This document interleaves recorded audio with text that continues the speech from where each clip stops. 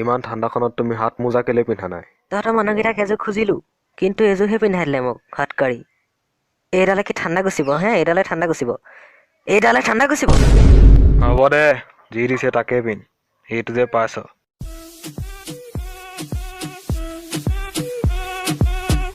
হেই তোলে চা কেপি মিলাই আছে। কোনটো চাওঁ?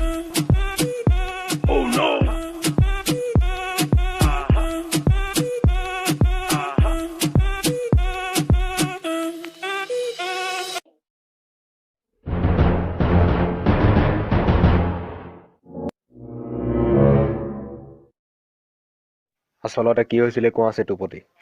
মহাৰাজ, আপুনিতো জানেই মই পইচা বেছি নাথাকে বুলি মোৰ ওচৰত। আৰু সেইদিনা মোৰ পকেটত মাত্ৰ 10 টকা এটা আছিল কেপি খাবলৈ। চাওক না, মোক ভয় খুৱাই আছে। কি হ'ল? বুলি তই পোকে খোৱা গৰুগতে কেলে ঘূৰি ফুৰিছ এনে? ৰাতিপুৱা মূলা খাইছিলোঁ, গেছ আছে, সেইকাৰণে অলপ খোজকাঢ়ি দিছোঁ।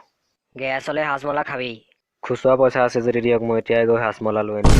এক্টিং নচলিব বাহুবলি মোৰ আগত। তোৰ ঘৈণীয়ে সাধাৰণ কেপি এটাৰ কাৰণে মানুহ কাটিছে। তাই বিচাৰাজি কৰিব লাগিব। এই দেৱসেনা, কি হৈছিলে সেইদিনা? ই কুকুৰৰ পিতেকে মোৰ পৰা সদায় কেপি খায়, কিন্তু যদি মই কালি তাক অকণমান খুজিলোঁ সি নিদিওঁ বুলি ক'লে। মহাৰাজ মিছাকে কৈছে। সেইকাৰণে হাতখন কাটি পেলালোঁ। ভুল কৰিলা তুমি দেৱসেনা। তই বুলিহে ভাল সহ্য কৰি থাকিলি, মই এনেকুৱা হোৱাহেঁতেন কেলা।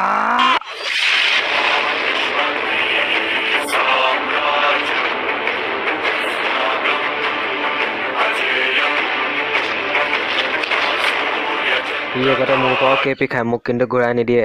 চুকত গৈ মনে মনে মিলাই খায়গে ই বজ্জাতে। কিন্তু আজি মই ইয়াৰ বদলা লৈ ল'লোঁ।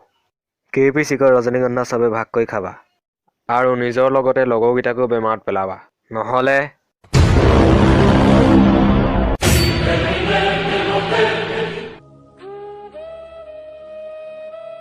বেয়া বস্তু ভাগ কৰি খাওক, নিজেও মৰক আনকো মাৰক।